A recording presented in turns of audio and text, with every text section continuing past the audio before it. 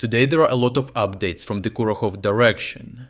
Here, amid escalating efforts to bypass fortified defenses, Russian forces focused on a turning maneuver aimed at forcing Ukrainian withdrawals and capturing key settlements without direct confrontation. However, so far, Ukrainian forces managed to disrupt this operation through relentless counterattacks, forcing the Russians to revert to costly frontal assaults and continue fighting on terms dictated by the defenders. Kurakhove is a key town for a potential Russian advance toward Pokrovsk, making it the focus of an aggressive offensive aimed at capturing it while minimizing urban clashes. With a pre-war population of 20,000, Kurakhove also hosts significant industrial facilities, including a large thermal plant. Although damaged by Russian attacks in October 2022, the plant's fortified structures could serve as defensive strongholds for Ukrainian forces. To circumvent these challenges, Russian forces have intensified their southern advances, aiming to sever the N15 highway, a critical supply route for Ukrainian troops and ammunition.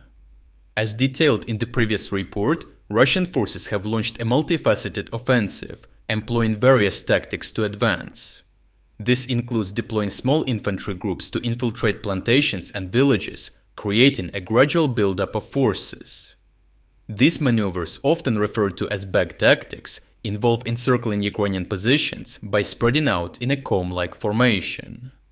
This method aims to box in Ukrainian troops, forcing them into untenable positions and compelling retreats under pressure from attacks on multiple flanks. The geography of the area poses significant challenges for Ukrainian defenders.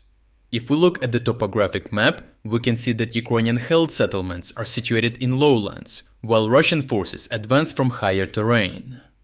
This elevation advantage enables Russian troops to exert effective fire control, target Ukrainian positions with long-range artillery, and closely monitor their movements. In response, Ukrainian forces have begun regrouping closer to a line of settlements that offer more favorable defensive positions and improved logistical support for troop movements and supplies. Recent reports highlight a concentrated Russian effort to advance toward Dalny. Their objective here is a flanking maneuver through Dalny, aimed at creating the threat of operational encirclement and bypassing the need to fight for each settlement along the line, where they have been incurring heavy losses. With limited reserves and time, Russian forces cannot afford to confront every village individually. Aware of this strategy, the Ukrainian command has launched continuous counterattacks on Dalny, effectively disrupting Russian attempts to establish firm control over the area. Dalny, a small settlement with limited potential for establishing strong defensive positions, is partially shielded to the south by tree lines. However, even if Russian forces attempt to secure a foothold here, their options for advancing westward through open fields are severely constrained by the nearby Ukrainian trench networks south of Kurakhove and the major defensive base at Uspennivka. Ukrainian counterattacks in the area rely on swift targeted operations supported by armored vehicles and MRAPs aiming to disrupt Russian troop concentrations and repel mechanized breakthrough attempts.